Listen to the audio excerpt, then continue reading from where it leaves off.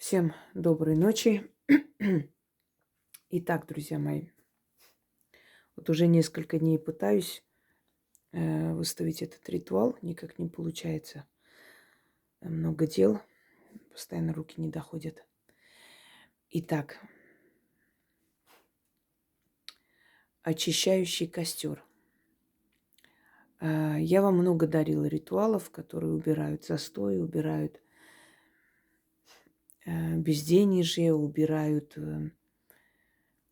какие-то препятствия с дороги. Они все рабочие, они все сильные.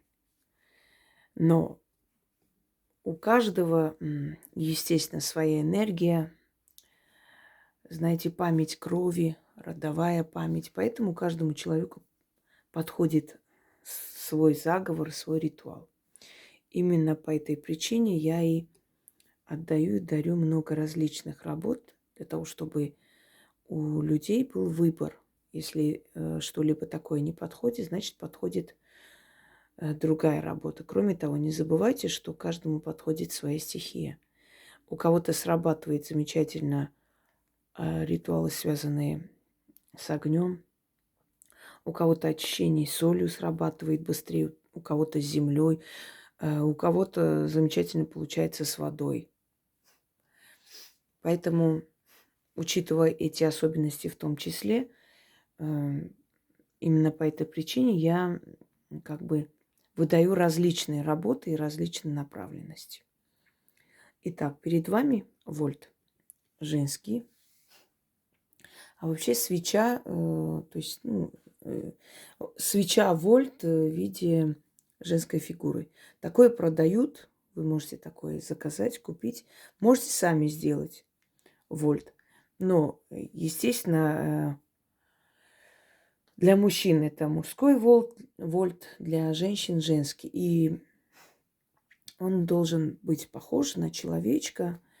Половые признаки не обязательно, но похоже на человеческое. 2 руки, 2 ноги, то есть человек, голова и прочее. Слепить можете сами. Друзья мои, в работах, в ритуалах для практиков там есть такая особенность именование вольта или по-другому называется крещение. Оно к христианству никакого отношения не имеет, но как бы инициализация этого вольта. Но там совершенно другие работы. Там берется мумиё человека, иногда фотография сжигается, перемешивается и подготавливается или изготавливается вольт. Иногда эту фотографию оборачивают вокруг свечи и сжигают по-разному. Вам это не обязательно, но есть несколько обязательных условий. Первое. Вольт может быть любого цвета, здесь разницы никакой. Первое. Вы должны на нем, на этой фигурке восковой написать свое имя, дату рождения. Полное имя по паспорту. Не так, как вас называют или как ласкательно, полное имя по паспорту. Обматываете черной ниткой. Вот таким образом, чтобы вот были обмотаны руки, ноги. То есть вы показываете некое такое препятствие в жизни. Понимаете, как человек говорит, меня как по рукам и ногам связали, у меня ничего не получается, я ничего не могу сделать, за что не берусь, ничего не выходит и так далее. То есть это жизненные препятствия. Я вам уже говорила и объясняю много раз. Люди, которые пользуются моими работами, у них все может идти замечательно, отлично. И как только они отличились тем, что у них удачная полоса началась, а люди наблюдательные, прекрасно видят, замечают перемены в вашей жизни, может начаться зависть. У вас может кто-то побывать и в гостях, после этого вы можете почувствовать, что у вас как будто бы удачу украли. И такое может быть составляющей. То есть все шло нормально, все хорошо, застой. Зависть, сглазили.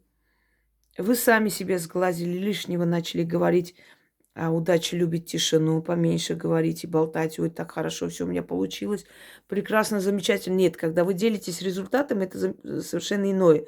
Потому что вас не знают, как вас зовут, даже узнают, вас не видят воочию. Слушают ваш рассказ. Это вдохновляет человека. А когда ты показываешь там бриллиантовое кольцо кому-нибудь из своих подруг, как там, заядлых подруг.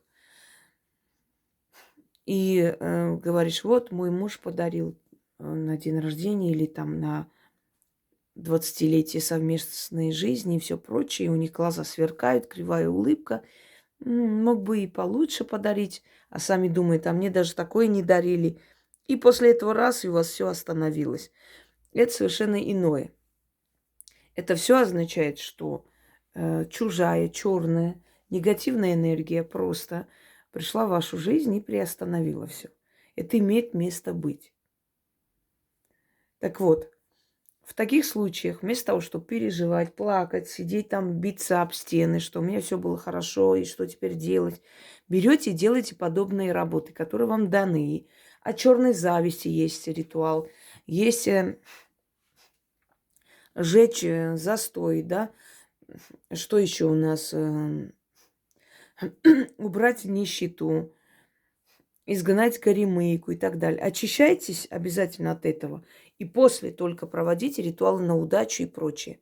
Потому что пока вы не изгоните энергию эту черную энергию, да, привлекать что-либо, ну не то, что бесполезно, сработает очень слабо. Итак, соль, которая всегда символизирует очищающую материю, потому что соль, он вбирает в себя всю вот эту вот черноту, черную энергию, поэтому солью очищались испокон веков. И соль стоила очень дорого, поэтому, знаете, соль была сродни серебру. И поскольку вот это такой дорогой продукт, когда-то, некогда, из-за соли иногда бунт поднимали. Вот такой вот дорогой продукт, он редко находился, то есть тяжело добывался и был очень дорогой. И считалось, что если жертвуешь духом такую дорогую, ну не вещь, а дорогой материал, дорогой продукт, ингредиент, значит, эта жертва будет принята. И тем более, что кристаллы соли обладают очищающей энергией, силой. Соль, вольт в виде человека можете слепить сами. Значит, нужно обмотать черной шерстяной ниткой, обязательно из шерсти, не другой. В других ритуалах подходят другие. Здесь именно шерсть. Далее. 6 черных восковых свечей. Прошу не спрашивать у меня, где найти, а что делать, а можно ли фломастером красить. Нет. Воск должен быть черный, у него особая энергия. И работать сильнее. Я здесь сделала по стилю своей прабабушки. Она ставила свечи в зерно или в пшено, или в ячмень, одним словом. Считалось, во-первых, они лучше держатся, и считалось, что вся темная черная энергетика поглощается ячменью, а потом она это все, естественно, выкидывала. И знаете, что самое интересное? Обычно ячмень, когда кидаешь, или пшеницу, прорастает. Везде прорастает. А вот после этих чисток и прочее из-под свечей не растет. Такое ощущение, что из них вытягивалась жизненная сила, энергия жизни. Это все серьезно, это все реальность, это все есть, это все испокон веков было, это все работает. И поэтому ко всему этому относитесь серьезно. И соблюдайте все эти меры предосторожности, которые вам сказаны, и все вот эти особенности ритуалов и, скажем так, все условия, если вы хотите, чтобы у вас получилось. Это так, просто для освещения, чтобы лучше было видно все действия, которые я делаю. Итак, вот таким образом, значит, зажигаем 6 свечей, потом зажигаем сам вольт. И он должен полностью растаять, вместе с этими всем должен сгореть. И, значит, все это уйдет, естественно, в соль. И после того, как мы 6 раз прочитали, мы ждем, пока этот вольт догорит. Потом это все вместе с 6 огарками свечей Все это кидаем. Ну, свечи можно потушить, когда вот прям догорит до этого предела. Естественно, можно потушить. Главное, чтобы основная часть сгорела. Это пшено вы поставите или 6 подсвечников, не имеет значения. Значит, вытаскивайте только свечи вместе с этой солью и с растаявшимся вольтом. Это все нужно перевернуть, черную материю. Вы можете использовать старые свои алтарные ткани. Вы же для чисток берете черный цвет, да, черные ткани. Вот, сохраните их, не кидайте, не выкидывайте. И можете потом в этих ритуалах использовать, когда нужно там, значит, в черную материю выносить, там оставлять. Вы можете эту материю использовать, потому что, во-первых, там уже грязно, там обожжённое, все такое, время от времени ткань меняется. И, во-вторых, она поглощает всю эту черноту, естественно, его просто хранить нет смысла ни для каких дел.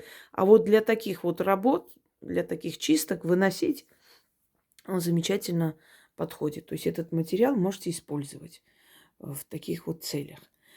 Зажигаем вольт. Вы можете этот вольт слепить из скольких свечей хотите. Как вам удобно его слепить, так и слепите. То есть если вам 5 свечей понадобилось, можете все. Главное, чтобы наверху был фитиль, чтобы эта свеча общая, уже вольт свеча, она начала гореть, чтобы она горела. То есть приспособьте. Или закажите, есть такие, ну сейчас таких магазинов магии, мне кажется, везде полно. То есть даже тут искать не нужно. И везде есть подобные, скажем, атрибуты, свечи, все, что нужно для подобных работ. Сейчас все есть. Раньше люди своими руками все делали, передавали заодно и свою энергию. Сейчас можно готовые купить. Знаете, по силе равны ли? Если правильно сделаете ритуал, в принципе, особой разницы нет. Главное здесь делать правильно. Читайте 6 раз. Когда будете читать, будет такое ощущение покалывания, как будто вот по лицу вот проходит, как комары кусают. Начинает вот это вот покалывание всего тела, лихорадить начнет, может затошнить, может вырвать, потому что вы отрываете от себя эту черную энергию. И после станет легче, намного легче. И вот это ощущение безысходности, беспомощности, отчаяния иногда, опускаются руки. Согласитесь, когда у человека вроде все шло хорошо, в какой-то момент все встало. Или какое-то дело вот уже должно получаться, и ни в какую, просто как пробка образовалась, и не пробьешь эту стену. Вот в таких случаях это все очищается. В течение 2-3 дней все встает на свои места. Если все сделаете правильно. Выносить можно на следующий день, или в тот же вечер, или тот же день. Значит так, про Луну не спрашиваем. Открываем мой видеоролик и смотрим. Луна в магии. Если бы Луна была важна, я бы сказала, мои работы, в принципе, в основном, они созданы таким образом, чтобы человек не ждал какого-то цикла, да, лунного цикла для того, чтобы провести. Поскольку деньги нужны всегда и защита нужна в любое время, ты не можешь ждать какого-то особого времени для того, чтобы что-то для себя провести. Согласитесь? Поэтому они созданы именно, ну, такой стиль называется уникальный, который подходит в любое время и прочее. Но проводить можете в любой день, но старайтесь в праздники и на выходные такие чистки не проводить, потому что у праздников и у выходных отрицательная энергия. Потому что мы знаем, что человечество в основном праздновать не умеет. Это пьянки, это, скажем, скандалы и прочее. И у праздников и выходных энергия не очень хорошая. То есть неподходящее. Но если прям вот не втерпёшь, можно провести, но сработает не так. Не так сильно. Ничего плохого не будет, но он не так сильно. Постарайтесь избегать праздников и выходных. И, значит, провести в темное время суток. Это обязательное условие. то есть ночью, глубокой ночью, вечером, когда еще солнце не взошло или когда уже солнце село. В это время особенно сильно получается. Начнем. Костер жертвенный, огонь спасительный, к тебе обращаюсь. Плитку, что мне дорогу закрывает, отжигай. Невидимые препятствия сжигай, испепели. То, что связало меня по рукам и ногам, что меня на месте держит и идти не дает. Костер жертвенный, пылай. Искры жаркие на 4 стороны метай. Дороги мои огнем расчищай. Закрытые пути мои открывай. Сгори нищета, сгори маята, сгори застой. Обратись во прах. Как дым уходит неудержимо, так неудержимо уйти неудача. За черные горы, за бесплодные пустыни, где люди не ходят, где гады не ползают, где кони не бродят.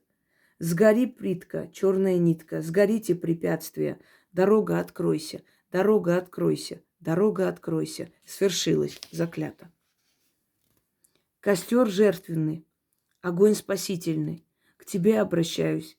Плитку, что мне дорогу закрывает, отжигай. Невидимые препятствия сжигай.